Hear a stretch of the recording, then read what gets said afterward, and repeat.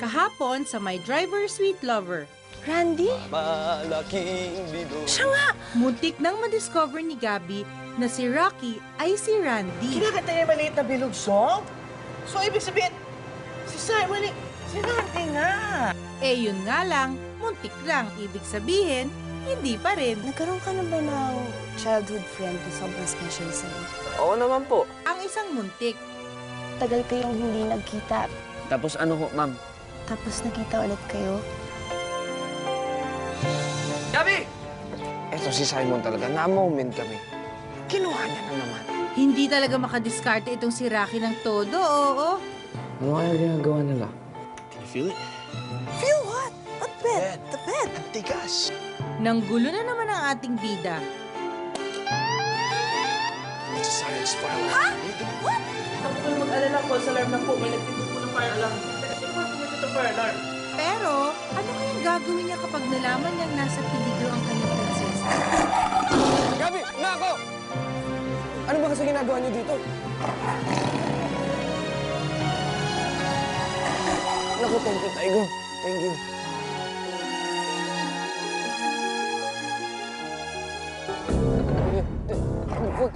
Huwag kang kakalaw. Kasi kakainin tayo niyan. Easy, Tiger. Tiger, easy. Naku. Sige, yakapin niyo lang ako, ma'am. Yan. Tingnan! Yan. Bawal tayo gumalaw. Okay.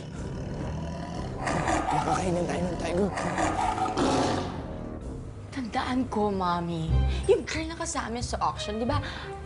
Ang sabi niya, girlfriend daw siya ni Ahmed. Paano yun? Said that? Yeah. Come on, she must be dreaming. Men of taste play with girls, but the women they love are women of substance. Aha. Rocky? Gabi? Ang ginagawa niyo dyan? Hello, operations! Nasaan yung zookeeper niyo? Papuntahin dito sa may mga tigre. Bilis! Sir, medyo matatagalan po kasi medyo malayo po yan. Emergency nga! Bilisan niyo! So, Mom, when are we gonna ditch this stupid family? Huh? Are we gonna live with your Rabasuter na? Hold on, girl. Slow down. Real ladies never, ever assume. Soragida, ako nga ho.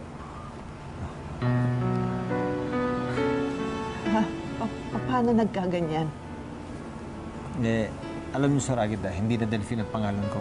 Ahmed Al-Farouk na ho ako ngayon. Paano nga nagkaganyan? Matapos niyang sabihin sa akin na naglaya si Randy mula sa ampunan. At dahil hindi ko mahanap ang asawa ko at ang kakambal ni Randy, akala ko wala nang dahilan para manatili pa ako sa Pilipinas. Noong mga panahon na yon, uso ang Saudi. Nagtrabaho ako bilang waiter, bilang trabahador sa construction, para lang makaipon ng pambayad sa recruiter. Nagtrabaho ko sa oil fields, mas lalo kong pinalad makahanap ng mabuting amo. Dahil nakita niyang mabilis ako matuto pagdating sa pera, at dahil sinabi ko sa kanyang wala ng pamilya naghihintay sa akin sa Pilipinas, unti-unting nakuha ko ang kumpiyansa ng amo ko.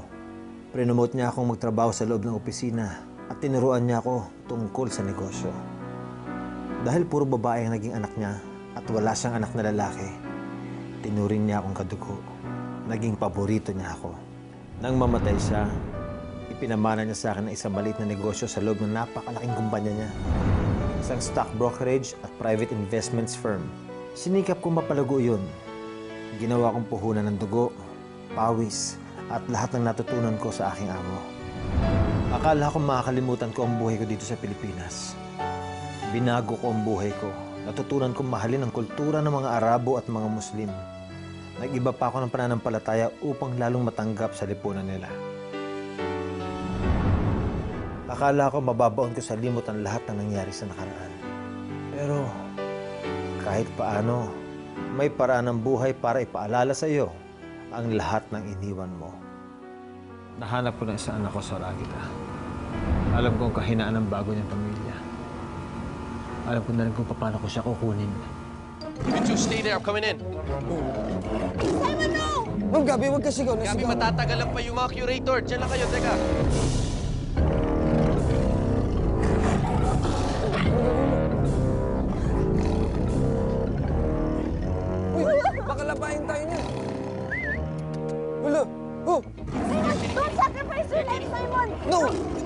You sacrifice your life. Go!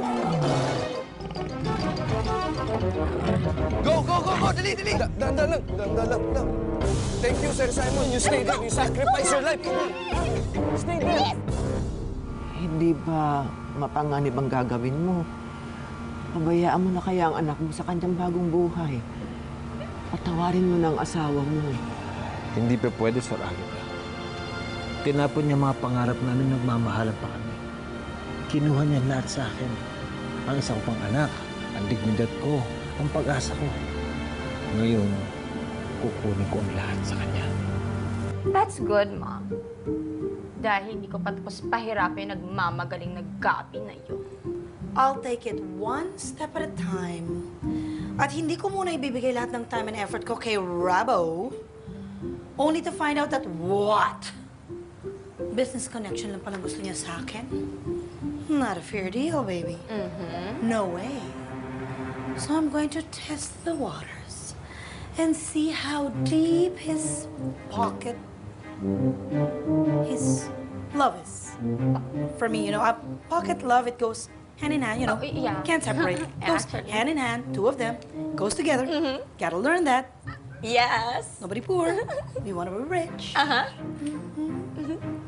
Always. That is so right. Oh my gosh, Mom. I have just the thing.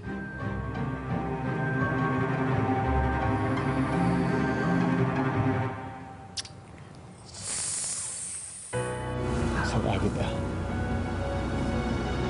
kailangan ko ang tulong mo.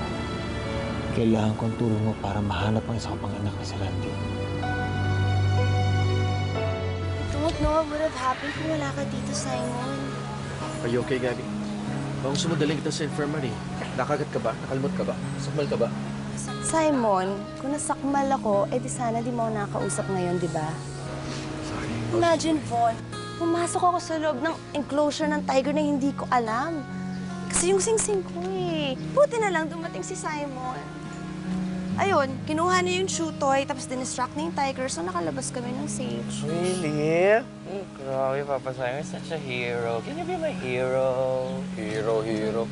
Ay, Hero Bautista. Paborito kong artista yun, ah. Sir, ako hindi niyo ako papagamot. Let's go. Let's go, my hero. Bye. Try mo pahilot. Walang niya. Ako yung nandun sa loob. Ako yung ayaw ipagamot. Mukong talaga to si Sir Simon, no?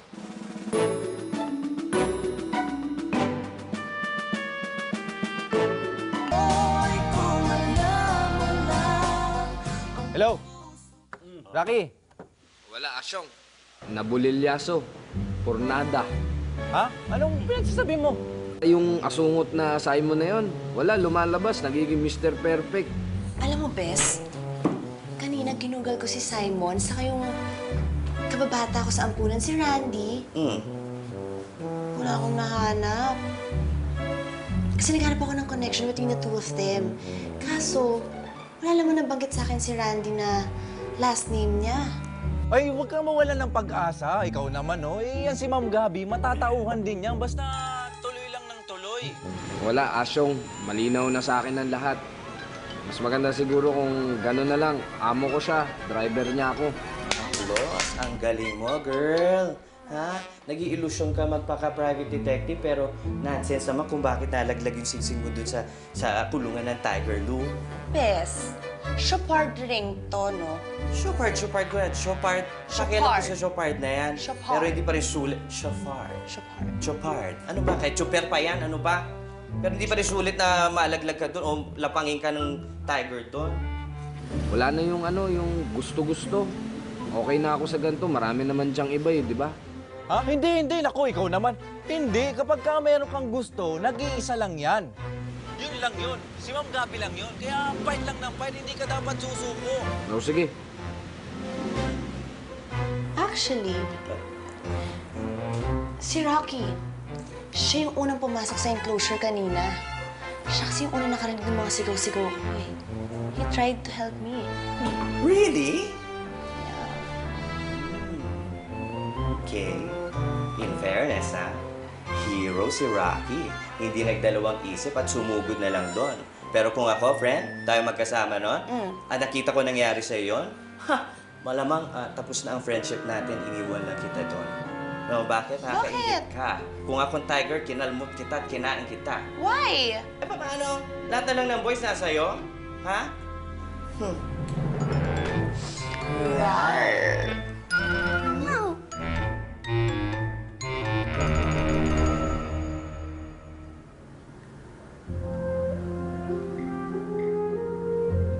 Hindi ko maalala ang batang ito.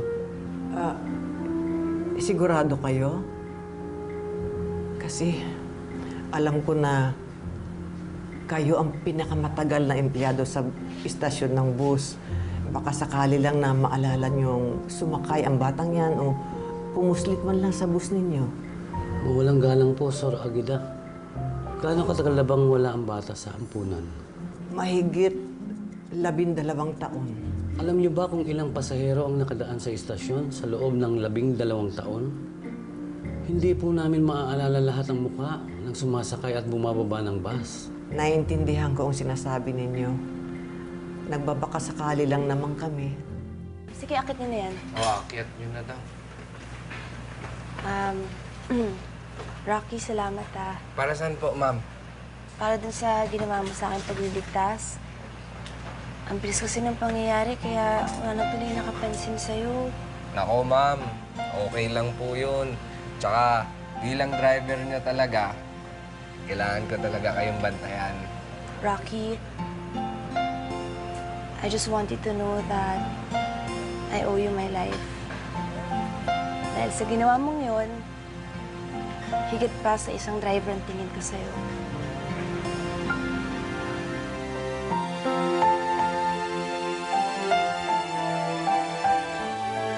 Salamat po, ma'am. Sige.